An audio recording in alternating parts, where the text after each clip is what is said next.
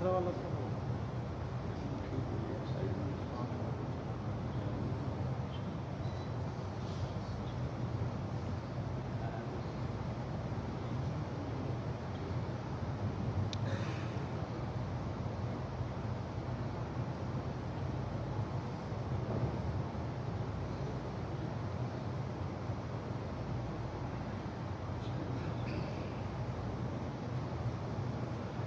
إن الحمد لله نحمده ونستعينه ونستغفره ونعوذ بالله من شرور أنفسنا ومن سيئات أعمالنا من يهده الله فلا مضل له ومن يضلل فلا هادي له وأشهد أن لا إله إلا الله وحده لا شريك له وأشهد أن محمدا عبده ورسوله أما بعد فإن خير الحديث كتاب الله وخير الهدي هدي محمد صلى الله عليه وسلم وشر الأمور محدثاتها وكل محدثة بدعة وكل بدعة ضلالة وكل ضلالة في النار رب اشرح لي صدري ويسر لي أمري واحلل عقدة من لساني يفقهوا قولي رب أعوذ بك من همزات الشياطين وأعوذ بك رب أن يحضرون اعوذ باللہ السمیع العلیم من الشیطان الرجیم قل ما كنت بدعا من الرسل وما ادری ما يفعل بی ولا بكم ان اتبع الا ما يوحى الی وما انا الا نذیر مبین قل رأيتم ان كان من عند الله وكفرتم به وشهد شاهد من بني اسرائيل على مثله وشاهد شاهد من بني إسرائيل على مثله فآمن واستكبرتم إن الله لا يهدي القوم الظالمين وقال الذين كفروا للذين آمنوا لو كان خيرا ما سبقونا إليه وإذ لم يهتدوا به فسيقولون هذا إفك قديم. یہ سورۃ الاحقاف کی چند آیات ہیں جو کہ میں نے آپ کے سامنے پڑھی ہیں. آیت نمبر 9، آیت نمبر 10 اور آیت نمبر 11. سورۃ الاحقاف جیسا کہ ذکر کیا جا چکا ہے کہ نبی صلی اللہ علیہ وسلم کی زندگی کے بڑے خاص حالات و احوال میں نازل ہوئی ہے، بلکہ اس سال کو عام الحزن کہا گیا. نبی صلی اللہ علیہ وسلم کے لیے وہ بڑا غم کا سال تھا، اور اللہ رب العزت نے اس صورت میں نبی اکرم صلی اللہ علیہ وسلم کے ان حالات کو پیش نظر رکھ کر نہیں، بلکہ مطلقاً امت کے لیے احکام، مطلقاً امت کے لیے جو ارشادات ہیں اللہ رب العزت نے وہ نازل فرمائے. ابھی جو آیت میں نے پڑھی ہے، اس آیت میں اللہ رب العزت نے فرمایا قل، اے میرے نبی کہہ دیجئے. اب ظاہر ہے کہ یہ کن سے کہنا ہے؟ پہلے یہ بات ہو چکی ہے کہ یہ مکی صورتوں میں سے، اور مکہ میں کون تھے مشرکین؟ قریش. اللہ نے فرمایا کہ ان قریش کو کہہ دو ما کنت بدعا من الرسل، میں کوئی انوکھا، نیا اور نرالا رسول نہیں ہوں. بدعا، یہ بدعا کا لفظ جو ہے یہ آسانی سے سمجھا جا سکتا ہے کہ یہ بدعت کے قریب ترین ہے، بلکہ بدعن، با، دال اور عین، یہ بدعت کی اصل ہے. جو روٹس ہوتے ہیں الفاظ کے، یہ وہ ہے. اور بدعت کیا چیز ہوتی ہے؟ نبی صلی اللہ علیہ وسلم فرماتے ہیں کہ میں کوئی رسولوں میں سے بدعن نہیں ہوں، انوکھا نہیں ہوں، نیا نہیں ہوں، نرالا نہیں ہوں. تو اس کا معنی یہ ہوا کہ انوکھا، نیا، نرالا جو لفظ نبی صلی اللہ علیہ وسلم کہہ رہے ہیں کہ میں وہ نہیں ہوں، اسی طرح کا کوئی معنی بدعت کے ساتھ بھی فٹ ہوتا ہے. ہمارے یہاں جو کہا جاتا ہے کہ یہ کام بدعت ہے، تو اس کو بدعت کیوں کہا جاتا ہے؟ کہ وہ انوکھا، وہ نرالا کام کہ نبی صلی اللہ علیہ وسلم کے زمانہ میں اس کی ضرورت پیش آ سکتی تھی، کوئی امر مانع بھی نہیں تھا، اس کے باوجود جب آپ نے وہ کام نہ کیا اور ہم نے کرنا شروع کر دیا تو وہ انوکھا ہو گیا، نرالا ہو گیا۔ 15 شعبان کا روزہ، 22 رجب کے کنڈے، 15 شعبان کی اور 22 کی آتش بازی اور چراغاں، مرنے والے کا تیجا، ساتہ، 10واں اور چہلم، اور کس کس چیز کا نام لیا جائے، نماز میں بدعات، اس سے بھی پہلے وضو میں بدعات، وضو میں بدعات، نماز میں بدعات، روزے میں بدعات، حج میں بدعات۔ علامہ البانی رحمۃ اللہ علیہ نے حج میں سینکڑوں بدعات ذکر کی ہیں۔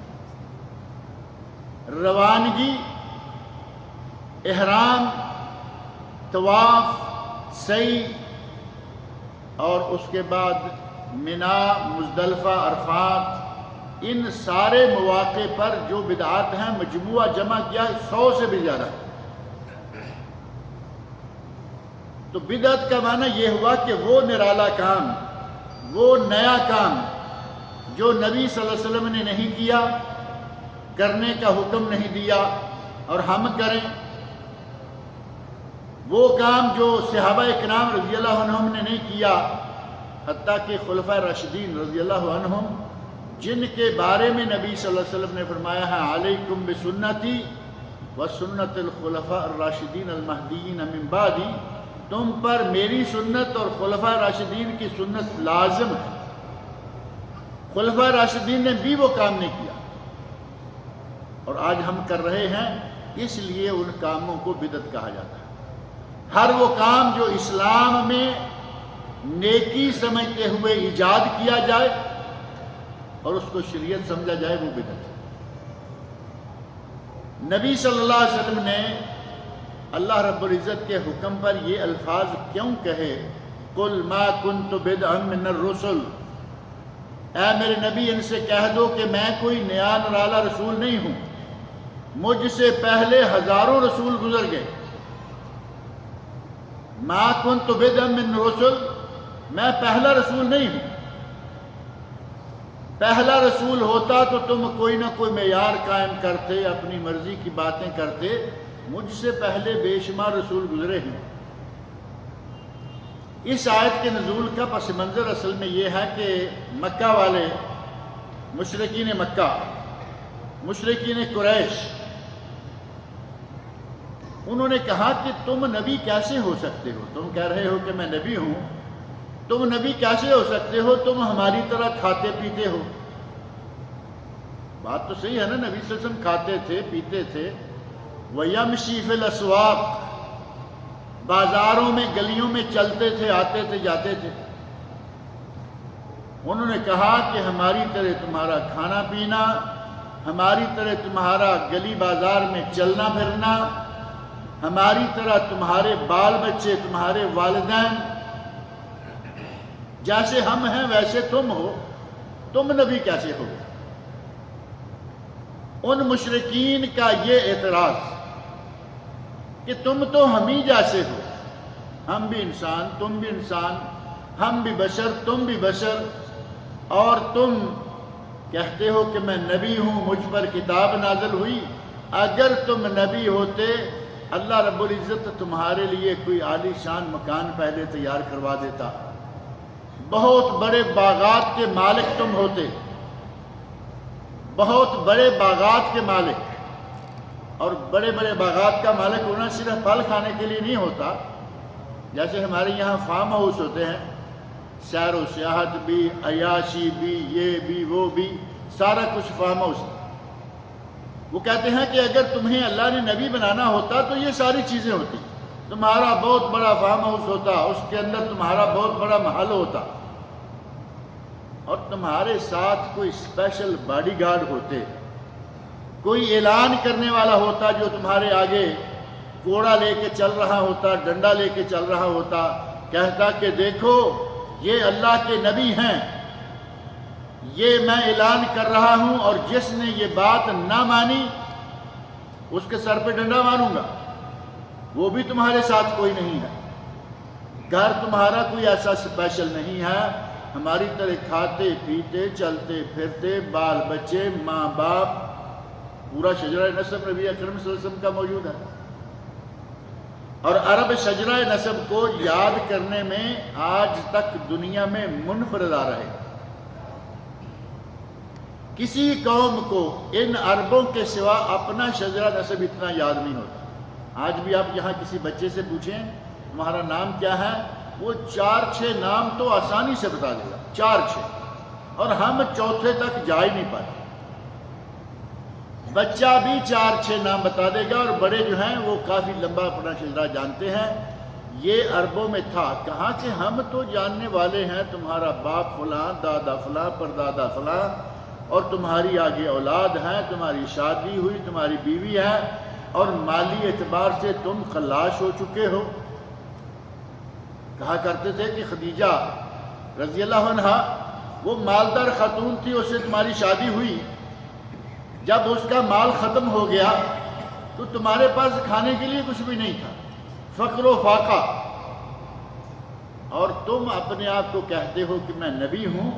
اگر اللہ نے تمہیں نبی بنایا ہوتا تو تمہارے لیے کوئی عالی شان سواری کا انتظام کیا ہوتا، تمہیں طائف پیدل جانا پڑا، پہاڑی علاقے سنگلاخ وادیوں میں سے پیدل گزر کر تم طائف گئے، کوئی گاڑی ہے نہ گھوڑا ہے نہ کار ہے، اور تم کہتے ہو کہ میں نبی ہوں۔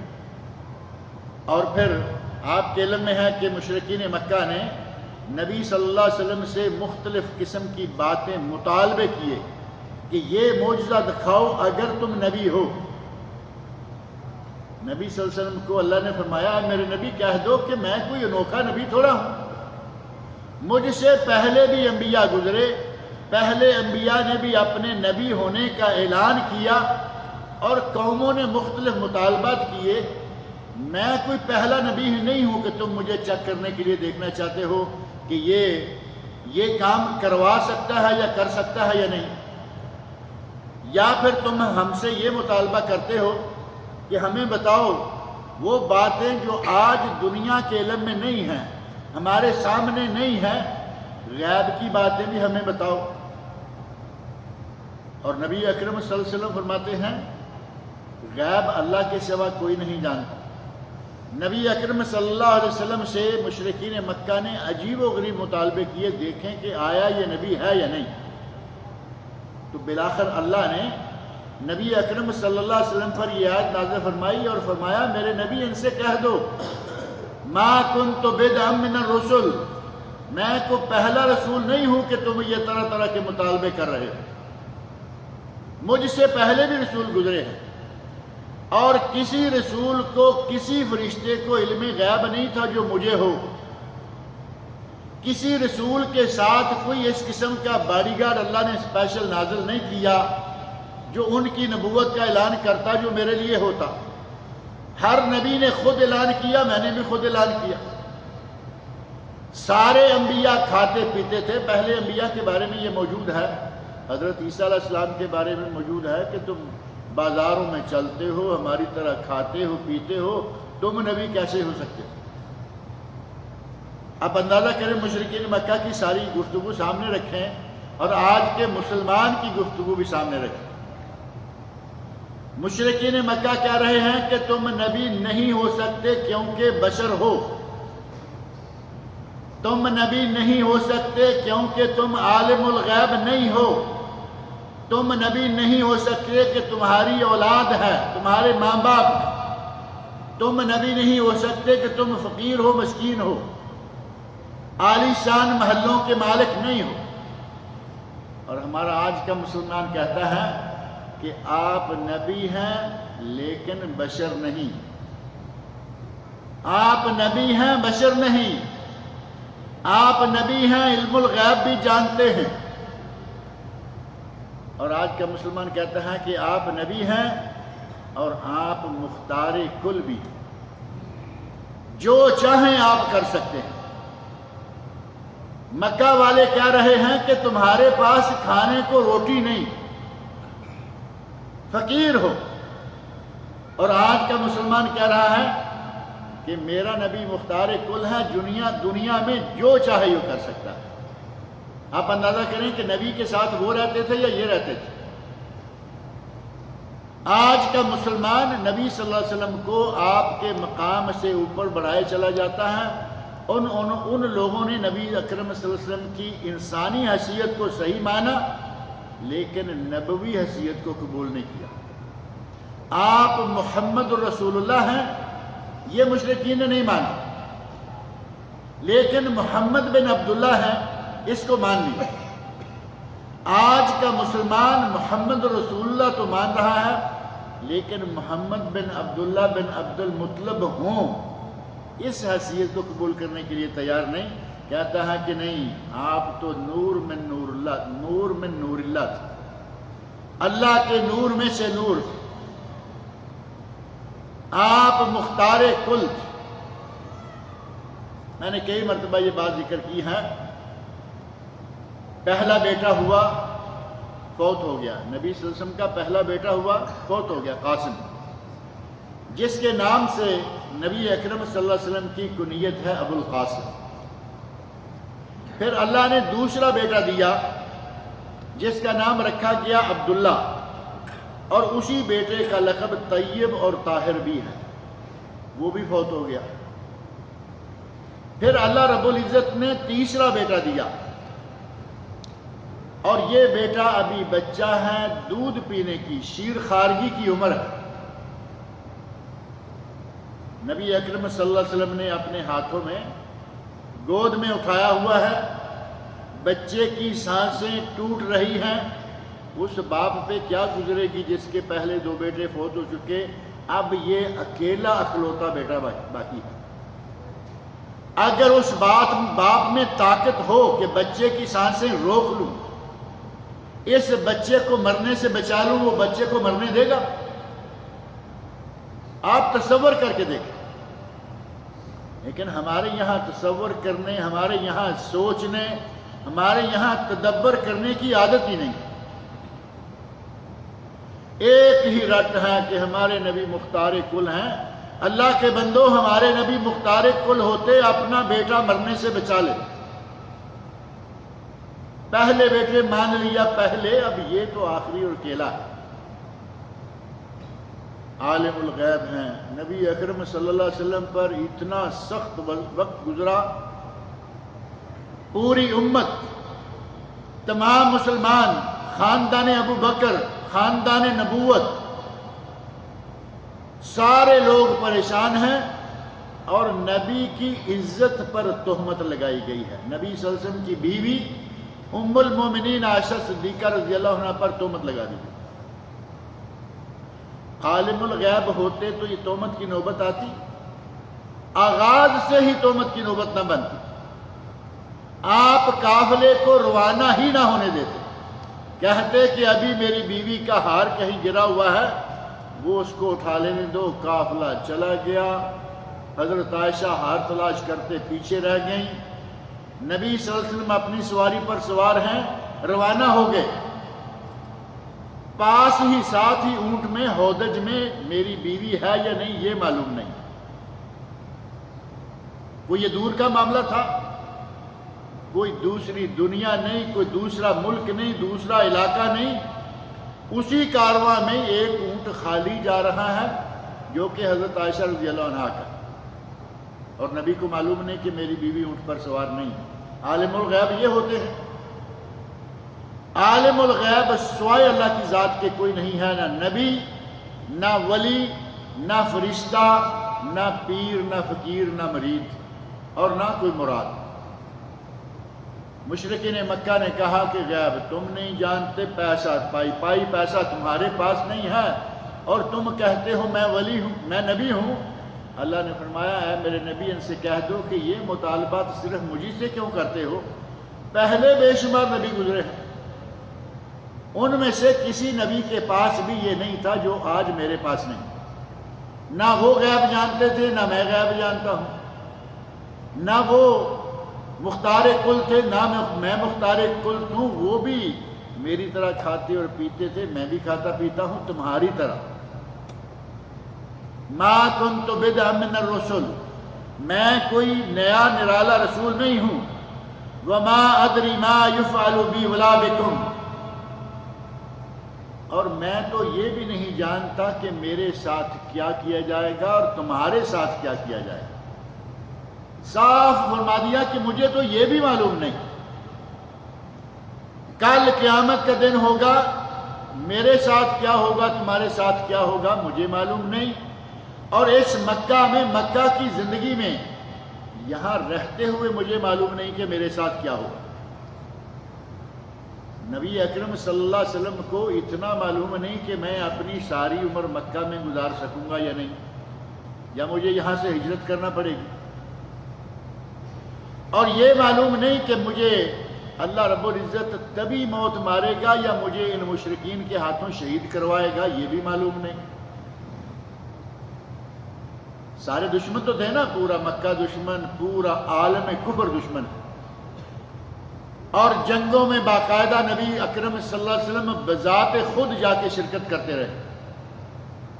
کسی کی تلوار کام کر جائے گی یا اللہ رب العزت، جب تک اللہ رب العزت نے یہ نہیں فرمایا واللہ یعصمک من الناس، اے میرے نبی ان لوگوں سے تجھے تیرا رب بچائے گا، جب تک واضح طور پر یہ آیت نازل نہیں ہوگی نبی صلی اللہ علیہ وسلم کو یہ معلوم نہیں کہ میں تبھی موت فوت ہوں گا یا میں ان کافروں کے ہاتھوں مارا جاؤں گا۔ فرمایا مجھے تو یہ معلوم نہیں کہ میرے ساتھ کیا ہوگا، مجھے یہ معلوم نہیں تمہارے ساتھ کیا ہوگا۔ اس دنیا میں مجھے نہیں معلوم اور آخرت کا مجھے نہیں معلوم، سوائے اس کے کہ جو اللہ رب العزت نے بعض اصول بیان کر دیے ہیں کہ جو اہل ایمان ہیں اللہ ان کو جنت دے گا، جو اہل کفر ہیں وہ جہنم میں ڈالے جائیں گے، اور منافقین جہنم کے سب سے گہرے گڑھے میں پھینکے جائیں گے۔ جو باتیں قرآن کریم میں آ گئیں اللہ نے بتا دی وہ مجھے معلوم، اور جو باتیں قرآن میں نہیں آئیں اللہ نے نہیں فرمائی میں ان کو نہیں جانتا۔ وما ادری ما یفعل بی ولا بکم، میں نہیں جانتا کہ میرے ساتھ کیا ہوگا اور تمہارے ساتھ کیا ہوگا۔ ان اتبع الا ما یوحى الی، میں تو صرف اس وحی کی پیروی کر رہا ہوں جو مجھ پر کی جاتی۔ فرمایا کہ جو وحی میں آ جاتا ہے، جو اللہ رب العزت وحی کر کے مجھے بتا دیتا ہے میں اسی پہ چل رہا ہوں، اس کے علاوہ میرے پاس کوئی ذریعہ علم اور نہیں۔ وما انا الا نذیر مبین، اور میں تمہیں واضح ڈرانے والے کے سوا کچھ اور نہیں۔ میرا کام ہے تمہیں متنبع کرنا، تمہیں ڈرانا، تمہیں اللہ کا پیغام پہنچانا، اس کے علاوہ میری کوئی ذمہ داری نہیں۔ قُلْ أَرَأَيْتُمْ إِنْ كَانَ مِنْ عِنْدِ اللَّهِ وَكَفَرْتُمْ بِهِ، اے میرے نبی کہہ دیں اگر یہ قرآن اللہ رب العزت کی طرف سے ہوا، قرآن کریم تو اللہ کی طرف سے ہی ہے، لیکن کفار کو یہ کہیں کہ اگر تم یہ جو کہہ رہے ہو کہ یہ تم خود گھڑتے ہو، خود بناتے ہو، کہہ دیتے ہو کہ اللہ کی طرف سے نازل ہوا ہے، کل کو اگر یہ قرآن اللہ کی طرف سے ثابت ہو گیا تو تمہارا کیا بنے؟ دو باتیں کہ ایک اللہ کی طرف سے ہے قبول کر لو مان لو، دوسرا یہ کہ تم یہ کہہ رہے ہو کہ یہ اللہ کی طرف سے نہیں ہے اور قیامت کے دن یہ ثابت ہو گیا کہ اللہ کی طرف سے ہی تھا، تو تمہارا کیا انجام ہوگا؟ اگر تو کوئی یہ کہے کہ میں کہتا ہوں اللہ کی طرف سے نہیں ہے اور ساتھ ہی اس کا آخرت پر بھی ایمان نہیں ہے، مر جائے گا مٹ جائے گا، دنیا میں ختم ہو گیا، ایماندار بھی اگر یہ کہہ اس کے ساتھ ہی مر کر ختم ہو جائے گا تو دونوں کا معاملہ ایک جیسا ہوگا۔ اللہ رب العزت کہلوا رہے ہیں نبی صلی اللہ علیہ وسلم سے کہ ان سے کہو قیامت کا دن یقینی ہے، مرنا یقینی ہے، اٹھایا جانا یقینی ہے۔ اٹھائے گئے اللہ کے سامنے، اللہ نے کھڑے کر کے سوال پوچھا کہ بتاؤ میری کتاب کو کیوں نہیں مانا تھا، تو تمہارا اس وقت کیا انجام تھا؟ اللہ نے فرمایا قل ارائیتم، اے میرے نبی ان لوگوں سے کہہ دو کہ مجھے بھلا بتلاؤ تو صحیح، ان کان من عند اللہ، اگر یہ قرآن اللہ کی طرف سے ہے، وکفرتم بہ، اور تم نے اس کے ساتھ کفر کیا، تو پھر تمہارا انجام کیا ہوگا؟ وشاہد شاہد من بنی اسرائیل علی مثلہ، اور بنی اسرائیل میں سے ایک شاہد نے ایسی ہی کتاب، ایسے ہی کلام کے بارے میں گواہی دی ہے۔ یہ کتاب بھی پہلی نہیں بلکہ اس سے پہلے کتابیں نازل ہوئیں، اور بنی اسرائیل میں سے ایک شخص نے اپنی کتاب کے بارے میں گواہی دی اور اس کتاب کے بھی سچا ہونے کے بارے میں گواہی دی۔ فآمن، اس نے اس کے کتاب کے سچا ہونے کی گواہی دی اور اس پر ایمان لایا، واستکبرتم، اور تم نے تکبر کیا، گھمنڈ کیا، وہ ایمان لے آیا تم ایمان نہیں لائے۔ اب یہ کون ہے بنی اسرائیل کا آدمی جس کے بارے میں اللہ نے فرمایا کہ وہ تو ایمان لے آیا اور تم ایمان نہیں لا رہے ہو؟ مفسرین کرام نے اس شخص کی تعیین کے بارے میں مختلف اقوال ذکر کیے ہیں۔ ایک تو کہا گیا کہ بنی اسرائیل کا کوئی بھی آدمی، یعنی مطلقاً یہ کہ بنی اسرائیل کا کوئی بھی آدمی اس نے اس کتاب کی بھی تصدیق کی اور موسیٰ علیہ السلام پر نازل ہونے والی تورات کی بھی تصدیق کی، ایمان بھی لے آیا اور تم نے تکبر کیا۔ اور بعض نے کہا کہ مکہ میں کوئی بنی اسرائیلی موجود تھا، وہ اس کتاب پر ایمان لایا اور اس نے اس کتاب کی تصدیق بھی کی، لیکن مشرکین مکہ کو اللہ نے کہا کہ تم تکبر اختیار کر رہے ہو۔ اور ایک تیسرا قول ہے جو کہ حضرت سعد بن ابی وقاص رضی اللہ عنہ سے مروی ہے، اور وہ صحیح بخاری اور صحیح مسلم میں حدیث موجود ہے۔ صحیح بخاری و مسلم کی اس حدیث میں ہے کہ حضرت سعد بن ابی وقاص رضی اللہ عنہ فرماتے ہیں یہ آیت حضرت عبداللہ بن سلام کے بارے میں نازل ہوئی۔ حضرت عبداللہ بن سلام رضی اللہ عنہ جو کہ احبار یہود میں سے تھے، یہودیوں کے بہت بڑے عالم تھے اور اسلام لے آئے۔ اللہ رب العزت نے اس کی طرف اشارہ کر کے کہا، ان کی طرف اشارہ کیا اور فرمایا کہ بنی اسرائیل کا ایک آدمی سابقہ یہودی وہ مسلمان ہوا، اس نے اپنی کتاب کے بعد اس کتاب پر بھی ایمان لایا اور تم تکبر میں رہ گئے۔ ایک اعتراض بنتا ہے کہ تم کہہ رہے ہو کہ یہ سورت مکی ہے اور عبداللہ بن سلام تو مدینہ میں تھے، بات ہے نا؟ عبداللہ بن سلام رضی اللہ عنہ مدینہ منورہ میں تھے اور یہ ساری سورت معروف ہے کہ مکی ہے، لیکن صحیح بخاری شریف میں حضرت سعد بن ابی وقاص رضی اللہ عنہ کے الفاظ کہ یہ حضرت عبداللہ بن سلام کے بارے میں ہے۔ امام شوکانی رحمۃ اللہ علیہ علماء یمن میں سے معروف مفسر قرآن، بہترین محدث اور فقہ الحدیث کے ماہر، انہوں نے کہا ہے کہ پوری سورت مکہ مکرمہ میں نازل ہوئی لیکن یہ آیت مدنی ہے، اور ایسا بعض دوسری صورتوں میں بھی موجود ہے کہ سورت کہیں نازل ہوئی، کوئی آیت کسی دوسرے مقام پر نازل ہوئی۔ امام شوکانی رحمۃ اللہ فرماتے ہیں کہ یہ آیت مدنی ہے اور حضرت عبداللہ بن سلام رضی اللہ عنہ کے اسلام لانے کے بارے میں ہے، لہٰذا اللہ نے فرمایا کہ اے مشرکین مکہ تم دیکھتے نہیں ہو کہ ایک بنی اسرائیلی اپنے مذہب کی کتابوں کا جاننے والا، اپنے مذہب کے لوگوں میں ایک سربراہ قسم کا آدمی، وہ اس کتاب پر ایمان لے آیا اور تم تکبر میں مبتلا رہے۔ ان اللہ لا یہدی القوم الظالمین، اللہ ظالموں کو ہدایت نہیں دیتا۔ مطلب یہ کہ وہ آدمی جس نے اس کتاب کو پڑھا، اسے سمجھا، ہدایت کی راہ تلاش کرنے لگا، تلاش حق کی راہ میں نکلا تو اللہ نے اسے حق عطا کر دیا، اسے راہ حق پر چلا دیا۔ لیکن جو ظالم ہیں، جو حق پر چلنے کی نیت ہی نہیں کرتے، حق پر چلنے کا ارادہ نہیں کرتے، نہ اس کے لیے کوئی محنت کرتے ہیں، انہیں اللہ حق کی راہ نہیں دکھلاتا۔ چنانچہ فرمایا ان اللہ لا یہدی القوم الظالمین، اللہ ظالم قوم کو ہدایت نہیں دیتا۔ قرآن کریم کے ایک دوسرے مقام پر سورہ حامیم سجدہ میں اللہ رب العزت نے ایک ذکر اور فرمایا ہے اسی سلسلہ میں۔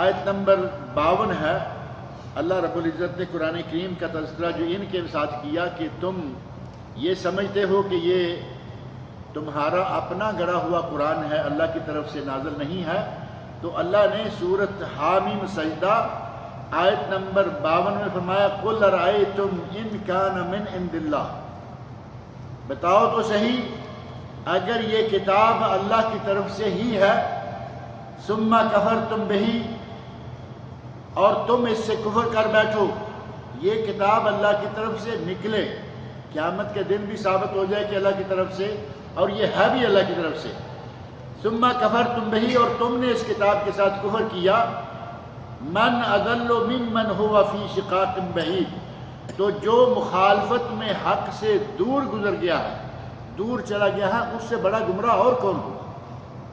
اللہ رب العزت ان سے سوال کر رہے ہیں کہ یہ بتاؤ تو صحیح، اگر یہ کتاب کتاب اللہ ہے اور تم اس سے انکار کر رہے ہو، انکار کر بیٹھو، تو تمہارا اس جھگڑے کے نتیجہ میں، گمنڈ اور تکبر کے نتیجہ میں راہ راست سے دور بھٹک جانا، اس سے برا اور کیا ہوگا؟ من اضل، اس سے بڑھ کر گمراہ کون ہے جو لڑائی جھگڑے کے نتیجہ میں راہ حق سے بہت ہی دور نکل جائے۔ گویا کہ ان دونوں مقامات پر اللہ رب العزت نے فرمایا کہ یہ کتاب تو اللہ کی طرف سے ہے، اگر ایمان لے آؤ تو خیر و بلائی، اور اگر ایمان نہ لاؤ تو یہ تمہارے لیے ضلالت و گمراہی کی نشانی ہے۔ وقال الذین کفروا للذین آمنوا، وہ لوگ جو کافر ہوئے انہوں نے اہل ایمان سے کہا لو کان خیرا ما سبقونا الیہ، اگر یہ ایمان، اگر یہ اسلام، اگر یہ قرآن کوئی اچھی چیز ہوتی، کوئی صحیح چیز ہوتی، تو یہ غریب غربا لوگ ہم سے آگے نہ بڑھ جاتے۔ اگر یہ اچھی خیر، اگر یہ قرآن اچھی چیز ہوتی، یہ دین اسلام اچھا ہوتا، یہ پیغام الہی اچھی چیز ہوتی، ما سبقونا الیہ، تو یہ غریب، کیونکہ مسلمان سب سے زیادہ کون ہوئے شروع میں ہی، بلکہ آخر تک بھی مسلمان زیادہ تر غریب، مسکین، فقیر، اور مشرکین مکہ کہاں کرتے تھے کہ اللہ پہلے نمبر پر تو یہ کہتے رہے کہ اگر اللہ نے اس کو نبی بنانا ہوتا تو اس کے ساتھ یہ بھیجتا، اس کو ایسے مکان، ایسے محلہ دیتا، اور پھر یہ کہ اگر یہ دین کوئی اچھی چیز ہوتی تو جیسے اللہ نے ہمیں دنیا بہت دے رکھی ہے، دین میں بھی ہم پہلے ہوتے، آگے ہوتے، یہ غریب مسکین لوگ ہم سے آگے سبقت نہ لے جاتے۔ ما سبقونا الیہ لو کان خیرا، اور یہ کہتے کون ہیں؟ اہل ایمان کی طرف اشارہ کر کے اہل کفر کہہ رہے ہیں۔ وقال الذین کفروا، کہا ان لوگوں نے جو کہ کافر ہیں، للذین آمنوا، ان لوگوں کو جو کہ ایمان لے آئے، لو کان خیرا، اگر یہ دین، یہ اسلام، یہ قرآن، یہ کلام الہی، یہ اچھی چیزیں ہوتی، ما سبقونا الیہ، تو یہ ہم سے آگے نہ بڑھتے، ہم سے یہ سبقت نہ لے جاتے۔ وَإِذْ لَمْ يَهْتَدُوا بِهِ، اور یہ چونکہ ہدایت نہیں پا سکے، مشرکین مکہ کفار یہ ہدایت پر نہیں چل سکے، فَسَيَقُولُونَ هَذَا إِفْكٌ قَدِيمٌ، تو ایک ہی کلمہ اپنی زبان سے کہہ دیا، کہا کہ یہ تو پرانا جھوٹ، پرانی افتراء پردازی چلی آ رہی ہے۔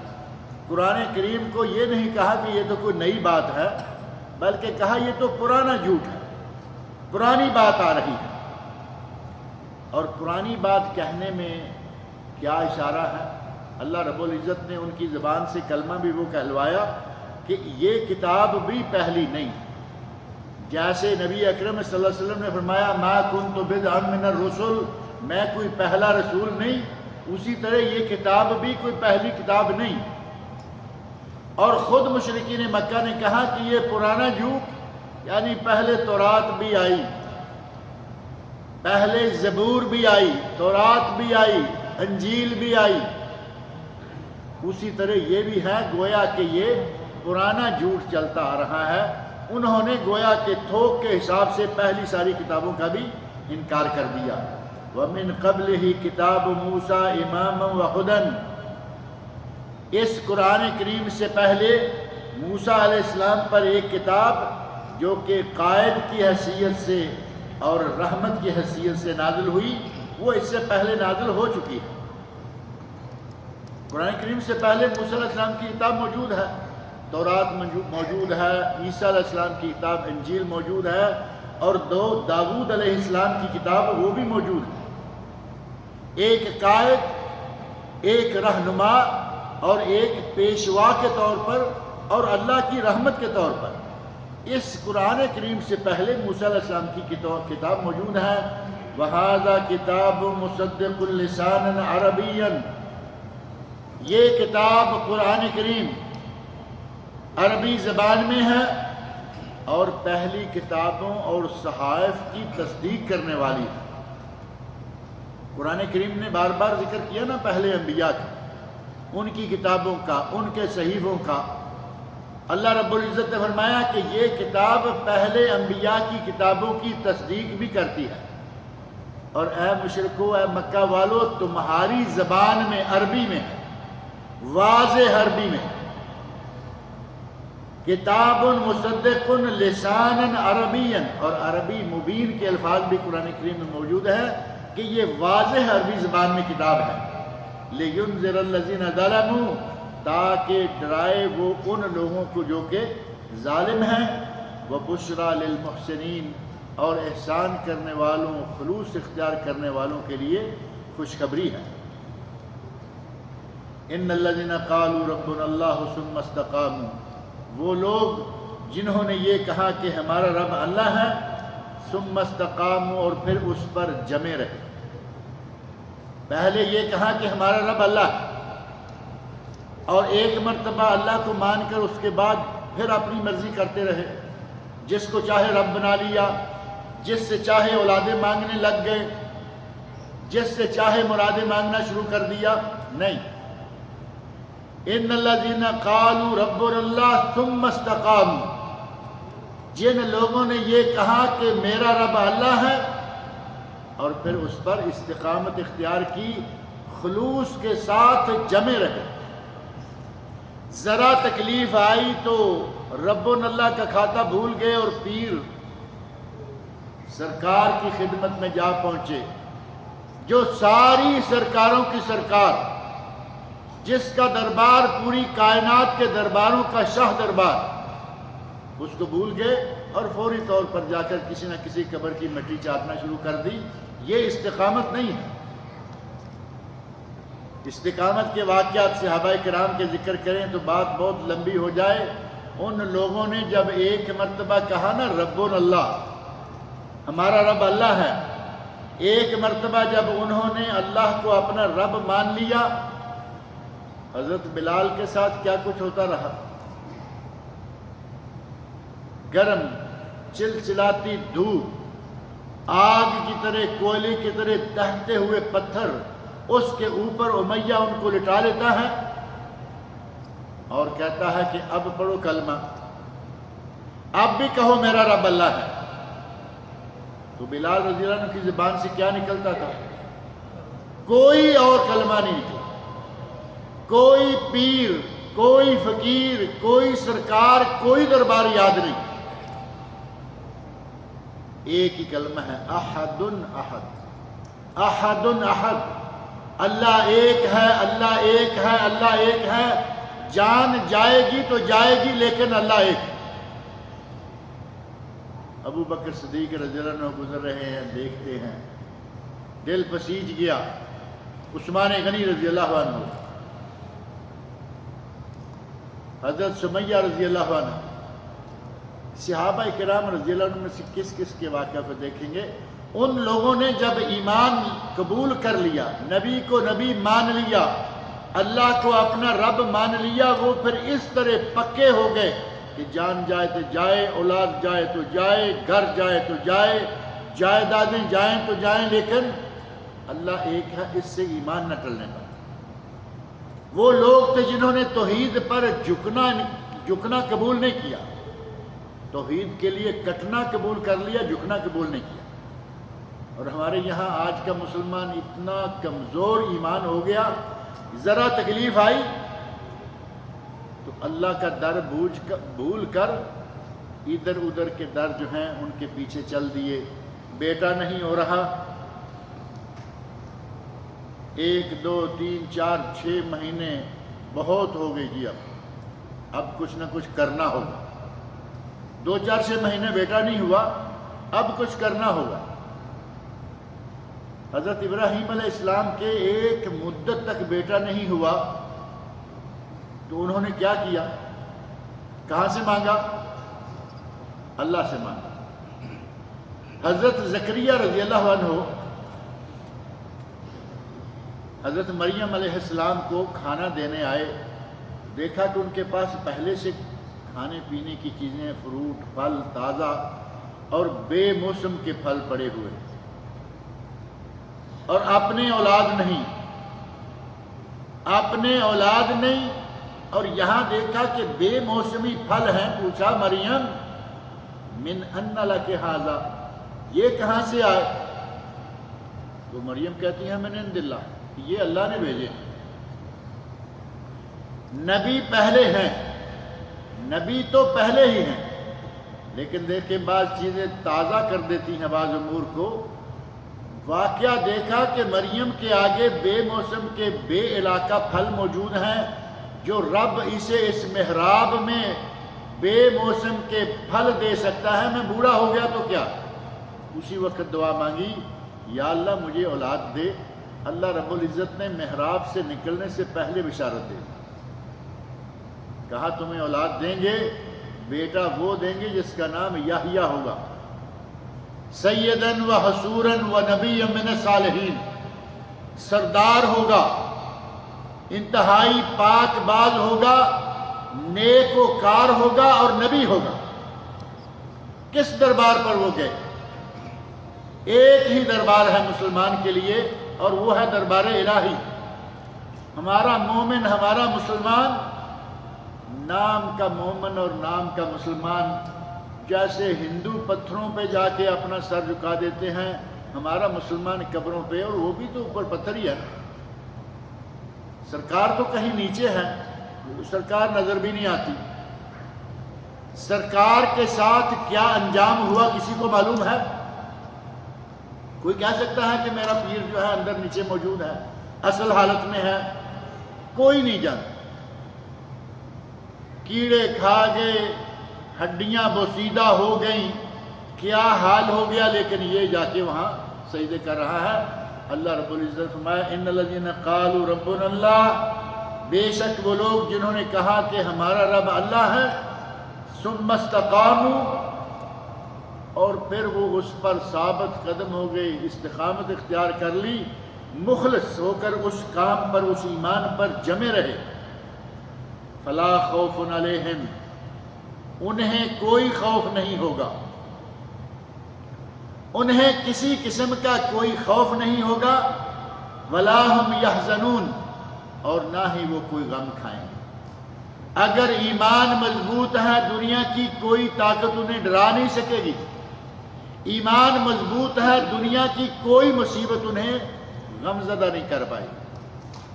مومن کو مصیبت آ جائے تو قرآن کریم نے فرمایا کہ مومن کیا کرتا ہے؟ اذا اصابتہم مصیبت، سورہ بقرہ، اذا اصابتہم مصیبت قالوا انا للہ و انا الیہ راجعون۔ مومن کا کام یہ ہے کہ مصیبت آئے تو نہ واہ ویلا کرتا ہے، نہ سینہ کو بھی کرتا ہے، نہ گالوں کو پیٹتا ہے، نہ بالوں کو نوچتا ہے، بلکہ وہ کیا کہتا ہے؟ انا للہ و انا الیہ راجعون، کہ یہ اللہ نے دیا تھا اور اللہ نے لے لیا، ہم سب کو اللہ کی طرف ہی پلٹ کر جانا ہے۔ یہ ہے اہل ایمان کا رویہ، اور یہ اہل ایمان کا رویہ ہونا چاہیے۔ فلا خوف علیہم، انہیں کوئی خوف نہیں ہوگا، ولا ہم یحزنون، اور نہ وہ کسی قسم کا غم کھائیں گے۔ اولئک اصحاب الجنت خالدین فیہا، یہ لوگ ہیں جو کہ جنتوں کے مالک ہیں۔ اولئک، یہ لوگ ہیں اصحاب الجنہ، جو جنتوں کے مالک ہیں، یہ لوگ ہیں جو جنتوں کے وارث ہیں۔ خالدین فیہا، اور وہاں جنت سے ان کا اقامہ کبھی ختم بھی نہیں ہوگا۔ میں نے پہلے بھی ایک مرتبہ یہاں بات ذکر کی تھی، اللہ رب العزت نے مومن کے بارے میں کہا خالدین فیہا، ان کو جنت میں داخل کروں گا پھر ہمیشہ رہیں گے۔ یہاں ہمیں ہر وقت دھڑکا لگا رہتا ہے، کمپنی کا کانٹریکٹ ختم ہو گیا، اقامہ رینیو ہوگا نہیں ہوگا، یہاں رہ پائیں گے نہیں رہ پائیں گے۔ ٹھیک ہے، ہمیں اپنے ملکوں سے بہتر معیشت نظر آ رہی ہے، لیکن جنت تو نہیں ہے نا، جنت تو نہیں ہے، جنت کی تو دنیا میں مثال ہی نہیں دی جاتی۔ جنت کے بارے میں تو نبی صلی اللہ علیہ وسلم نے فرمایا کہ کسی کے دل و دماغ پر یہ کھٹکا بھی نہیں کہ جنت کیسی۔ اللہ رب العزت نے وہ نعمتیں، یہاں سب نعمتیں موجود ہیں، لیکن جنت کا مقابلہ کوئی نعمت نہیں کر سکتی۔ اللہ رب العزت نے جب ہمیں جنت میں داخل کرنا ہے، اللہ تعالیٰ مجھے اور آپ سب لوگوں کو جنت عطا فرمائے۔ جب جنت میں داخل ہوگے تو وہاں اقامے کے ختم ہونے کا کوئی خطرہ نہیں ہوگا، اقامے کو رینیو کرنے کے لیے کوئی فیس نہیں ہوگی، اور کسی قسم کا ایسا کوئی دھڑکا، کوئی خطرہ نہیں۔ خالدین فیہا، اللہ کے بندے جب اس جگہ میں انٹری لے لیں گے تو صرف انٹری ہوگی، ایگزٹ نہیں ہوگا، پھر پکے جنت میں رہنے والے، ہمیشہ کے وہاں کے رہنے والے ہو جائیں گے۔ جزاء بما کانوا یعملون، اور یہ ان کی جزا ہوگی اس عمل کے بدلے میں جو دنیا میں وہ کرتے رہے ہیں۔ وَوَصَّيْنَا الْإِنسَانَ بِوَالِدَيْهِ إِحْسَانًا، اللہ رب العزت مجھے اور آپ سب لوگوں کو قرآن کریم پڑھنے، سننے، سمجھنے اور اس کے احکام پر عمل کرنے کی توفیق عطا فرمائے۔ آگے مقام والدین کا موضوع جو ہے وہ شروع ہو رہا ہے، جو انشاءاللہ اگلے درس میں ذکر کریں گے۔ اللہ تعالیٰ مجھے اور آپ سب لوگوں کو عمل کی توفیق عطا فرمائے۔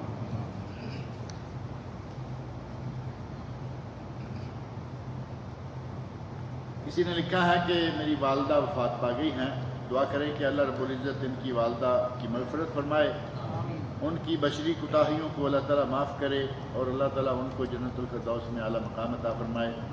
دوسرے بھی جو کوئی موحد مسلمان فوت ہوئے ہیں، اللہ رب العزت ان کو بھی جنتیں عطا فرمائے۔ اور لکھا ہے کہ میں بہت پریشان ہوں اور دعا کریں کہ مجھے کوئی اچھی سی نوکری مل جائے۔ اللہ رب العزت انہیں اچھی سی نوکری عطا فرمائے۔ جن جن کے پاس روزگار نہیں ہے، اللہ سب کو اچھا روزگار عطا فرمائے۔ لیکن وہ خود کہہ رہے ہیں کہ میں بہت پریشان ہوں، مجھے کوئی اچھی سی نوکری مل جائے، یعنی نوکری نہ ملی تو ایگزٹ لگ جائے گا۔ جنت سے پھر کوئی ایگزٹ نہیں ہے، اور وہاں نوکریاں کرنے کی ضرورت ہی نہیں پڑے گی۔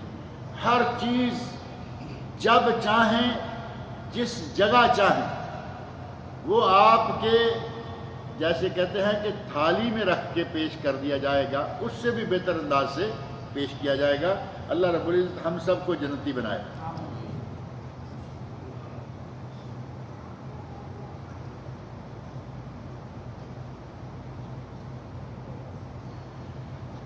یہ بھی کسی نے لکھا ہے کہ ہماری بہن کے بچوں کی طبیعت کے بارے میں، میرا خیال ہے تربیت کے بارے میں ہے،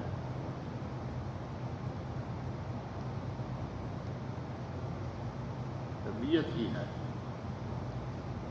آگے دعا فرمائیں طبیعت ہی ہوگا۔ اللہ رب العزت ان کی ہمشیرہ کے بچوں کو شفائے کاملہ عاجلہ عطا فرمائے۔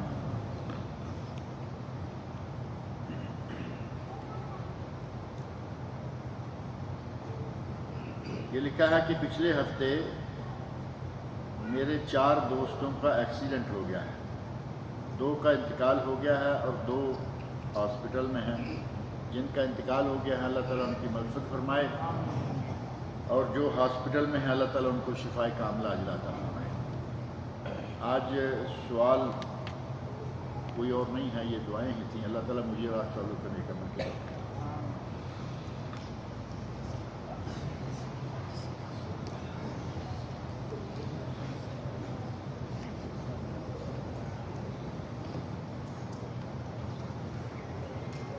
ٹیشو نہیں تھا، مجھے ایک اپنا ہوا محسوس ہوا کہ میرے جائل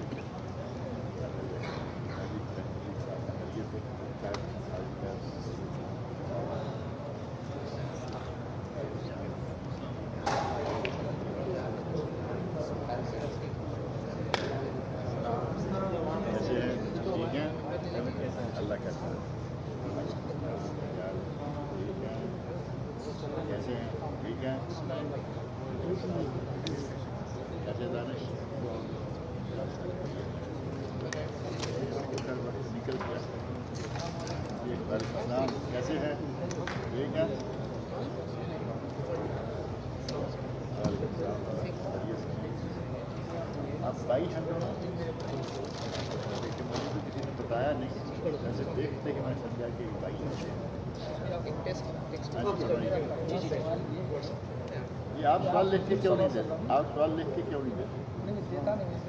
نہیں، میں ایسا نہیں چاہتا نا، کیونکہ اس طرح سے میرا وقت ڈبل لگ جاتا ہے اور فائدہ تھوڑا ہوتا ہے، کیونکہ یہ 2